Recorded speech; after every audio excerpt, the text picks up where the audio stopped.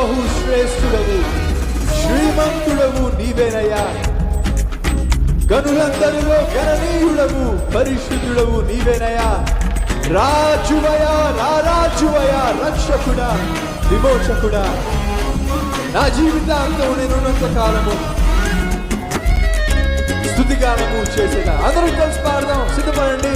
శ్రేష్ఠులలో బహు శ్రేష్ఠుడవు శ్రీమంతుడవు నీవేనయ్యా. గనులందరిలో గణనీయుడవు పరిశుద్ధుడవు నీవేనయ్యా.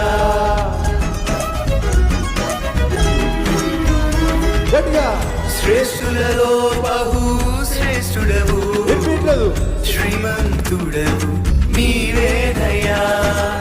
గనులందరిలో గణనీయుడవు పరిశుద్ధుడవు నీవేనయ్యా. రాజువయ్యా రాజువయ్యా రక్షకుడా విమోచకుడా. రాజువయ్యా రాజువయ్యా రక్షకుడా విమోచకుడా.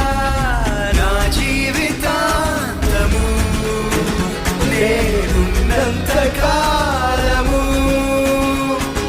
నా జీవితాంతము నేనున్నంత కాలము స్తుతిగానము చేసేదను, స్తోత్రాలర్పించెదను, స్తుతిగానము చేసేదను.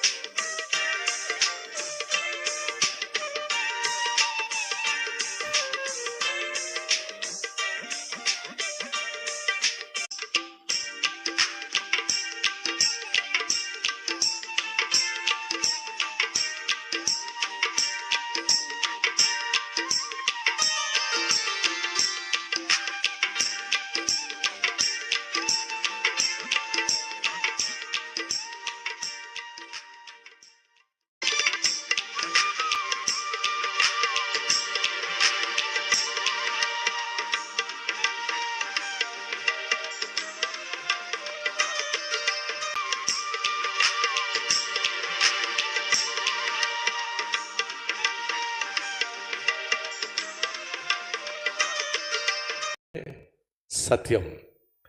అమితై అనగా సత్యము, యోనా అనగా సమాధానము. అమితై లేకుండా యోనా లేడు, తండ్రి లేకుండా కుమారుడు లేడు. సత్యము లేకుండా సమాధానం సాధ్యం కాదు.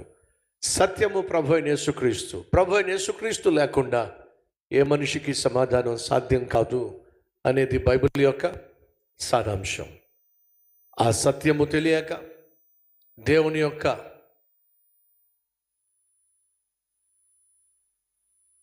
సన్నిధిని అనుభవించక దేవునికి దూరంగా జీవిస్తూ ఇష్టం వచ్చినట్టుగా బ్రతుకుతూ సృష్టికర్తను మరిచి సృష్టిని పూజిస్తూ నినివే పట్టణస్థులు ఇష్టానుసారంగా జీవిస్తున్నారు.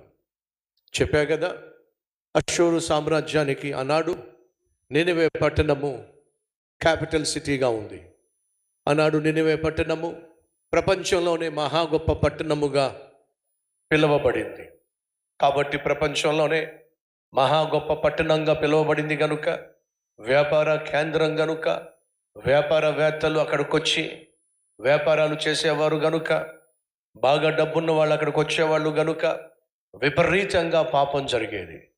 వ్యభిచారము అనేది విచ్చలవిడిగా నినివే పట్టణంలో చోటు చేసుకుంటుంది.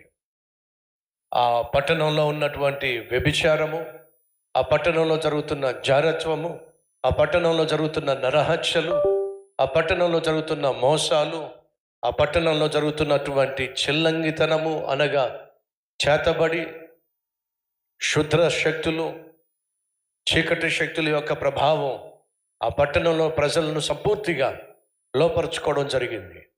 ఫలితంగా దేవుడంటే భయం లేకుండా, దేవుని పట్ల భక్తి లేకుండా, ఎవడు పడితే వాడు ఎలా పడితే అలా దేవుని పట్ల భయము భక్తి లేకుండా విచ్చలవిడిగా జీవిస్తున్న దినాలవి.